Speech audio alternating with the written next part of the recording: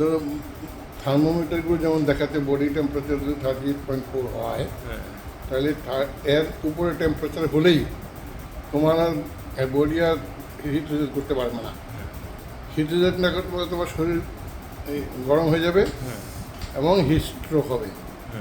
So 40 degree temperature হলে তুমি যদি 40 ডিগ্রি টেম্পারেচার 2 ঘন্টা থাকো, ইউ উইল ডেফিনেটলি ডাই। তোমার হিট স্ট্রোক হবে এবং তুমি মরে যাবে। তো আমরা এত মরি না কেন 40 ডিগ্রি টেম্পারেচারের মধ্যে? কারণ হলো আমরা এসিতে যাই, আমরা স্নান করি, আমরা এই ঠান্ডায় যাই, ঘরে যাই, 40 ডিগ্রি টেম্পারেচার থাকে না আমাদের।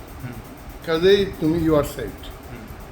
এবং তোমাকে কাজে এই জিনিসটা তুমি মনে রাখো যে তোমাকে 2 ঘন্টা যাবৎ, 2 ঘন্টা না 1 ঘন্টার বেশি, 2 ঘন্টা হলে একেবারে পোকামাকড়ও মরে যায়। তো 1 ঘন্টার বেশি যদি তুমি এই তোমার বডি টেম্পারেচারের উপরে টেম্পারেচার থাকো, তাহলে বডি ওভারহিট হয়ে যাবে এবং হিট স্ট্রোক হবে, তুমি মারা যাবে।